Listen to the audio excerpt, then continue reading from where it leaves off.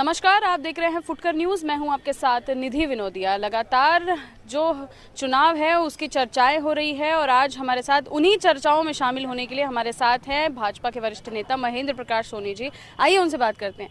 Sir, बहुत बहुत धन्यवाद हमारे चैनल से बात करें जी। सबसे पहले आपसे थोड़ा सा अलग ही सवाल पूछना चाहूँगी कि अखिलेश यादव जो हैं सपा के राष्ट्रीय अध्यक्ष, उनका लगातार ये कहना है, अभी कुछ दिन पहले उन्होंने अपनी कॉन्फ्रेंस में कहा कि भाजपा वाले जो हैं वो भाजपा वाले जो हैं वो सपा वालों के जो है वो फ़ोन टैप कर रहे हैं, उनके कॉल जो है वो सुने जा रहे हैं। उसके बारे में आपका क्या कहना है?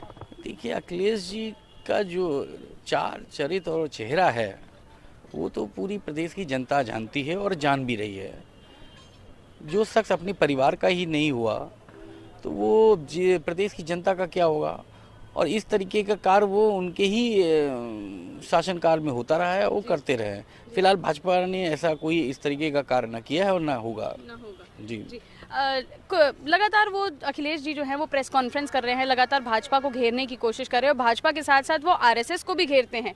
लेकिन हाल ही में एक जो फोटो वायरल हो रही है वो उनके पिता मुलायम सिंह यादव जी की, जिसमें वो आरएसएस के सरसंघचालक मधुकर राव भागवत जी के साथ बैठे हुए हैं। उस बारे में आपका क्या कहना है? देखिए, ऐसा है कि वो जो हमारे सरकार चालक हैं वो एक विवाह कार्यक्रम में गए हुए थे जहां एक शिष्टाचार भेंट हुई है और राजनीति का मंच तो था नहीं वो। जी।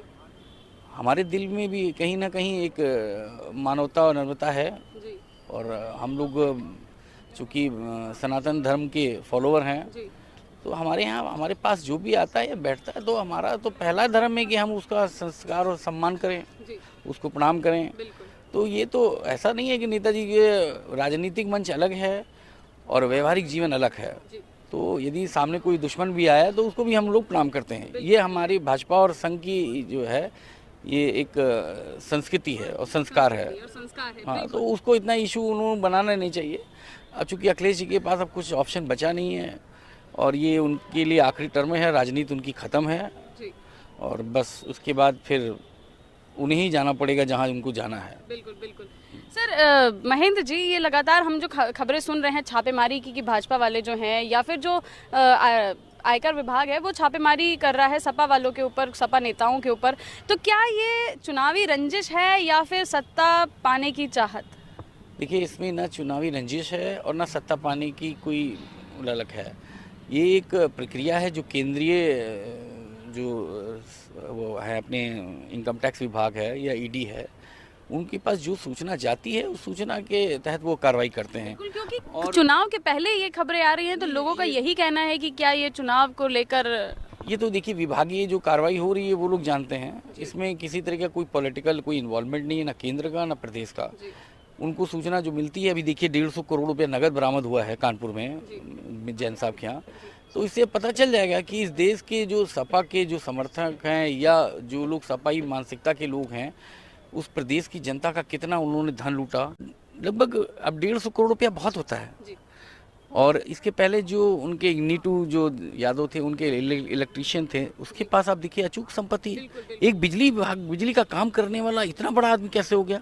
इसका कहीं ना कहीं संदेश तो है कि कोई काम गलत किया है और अखिलेश जी के संरक्षक में उसने पैसे कमाए और जितनी भी धांधली हो सकती थी उसने की होगी। तो इसलिए इसका सबसे बड़ा मेन तो यही है कि भाजपा का इसमें कोई इन्वॉल्वमेंट नहीं है। एक केंद्रीय जो है इनकम टैक्स विभाग या ईडी जो है वो अपने तरीके से काम करती है। क्योंकि मेरा सवाल ये इसलिए था क्योंकि अखिलेश जी का कहना था कि सपा वालों के ऊपर टारगेट किया जा रहा है और चुनाव से पहले ये सब होना मतलब कि आयकर विभाग को चुनाव में एंटर करने, आयकर विभाग भी अब चुनाव लड़ रहा है क्योंकि अखिलेश जी ऐसा कह रहे थे। अगला सवाल, आखिरी सवाल, अब ज़्यादा समय नहीं लूँगी महेंद्र जी, आखिरी सवाल आपसे पूछना चाहूँगी कि राम गोपाल यादव जी जो कि सपा नेता है, उनका कहना है कि क्योंकि चुनाव जो है उसको भाजपा जो है चुनाव से डर गई है, उसको डिले करवाना चाह रही है, तो इसमें आपका क्या कहना है?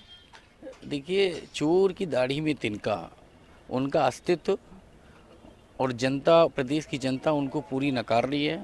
गांव-गांव आज महिलाएं और लॉ एंड ऑर्डर हमारा माननीय योगी जी के नेतृत्व में आज लॉ एंड ऑर्डर बहुत है। आज बहु बेटियाँ आराम से रात में 1 बजे रात में भी टहलती हैं तो कुछ कोई उनको छूने वाला नहीं है।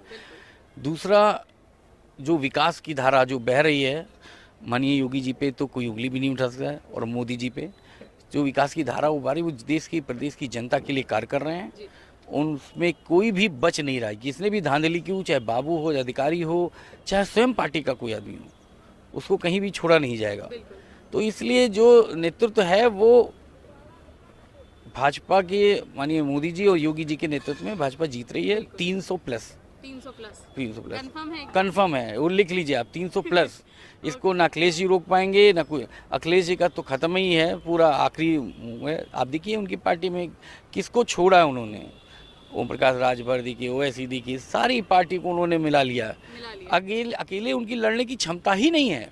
वो समझ रहे हैं कि उनका किस तरीके से उनकी दुर्दशा हो जाएगी, किस तरीके वो रोड पे आ जाएंगे, हार उनकी होनी है।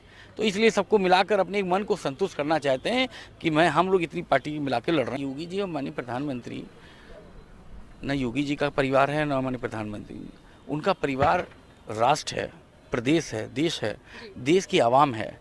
और सनातन संस्कृति की यही एक परिभाषा भी है कि हमें राष्ट्र के लिए मरना है, राष्ट्र के लिए काम करना है, राष्ट्र की आवाम के लिए काम करना है।